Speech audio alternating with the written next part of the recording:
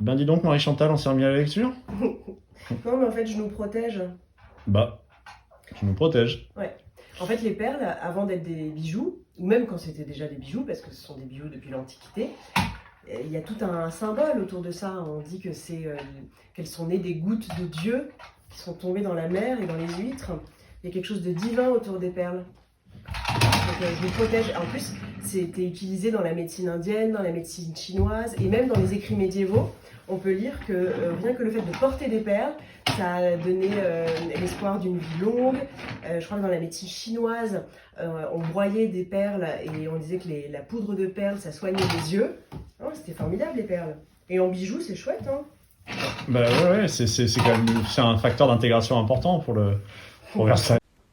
Versaillaise ou pas, moi je trouve ça joli, ce symbole de pureté qui émane des perles. Je pense que Botticelli, en 1486, dans La naissance de Vénus, nous parle de ça, de tout ce mythe.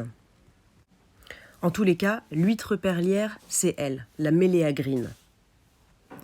Elle forme les perles fines, mais aussi celles de culture.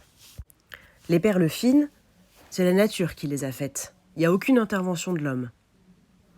Il suffit qu'un grain de sable ou quelque chose soit tombé dans la perle ou un petit peu d'eau, et hop, l'huître, en voulant se défendre, a formé ses perles. Alors que la perle de culture, comme on le voit ici, c'est l'intervention de l'homme. L'homme va procéder au nucléonage, c'est-à-dire à l'insertion d'un nucléon ou d'un nucléus dans la chair de l'huître. Et en général, au bout de 18 mois, on obtient les huîtres. Les perles.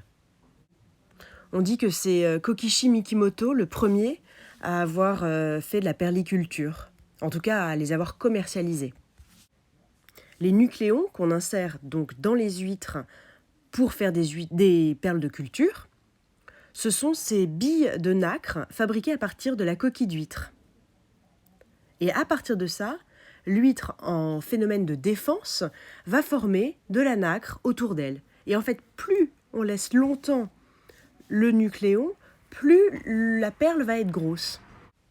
Avec la perliculture, dans les années 70, le marché des perles a complètement explosé, laissant un peu de côté les perles fines.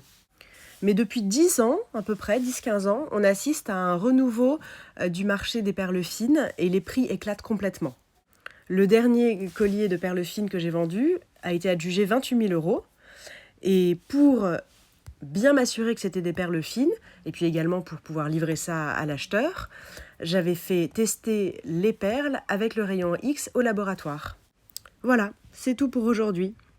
J'espère que vous avez passé une bonne journée et j'espère que je vous ai un petit peu distrait. Bon confinement.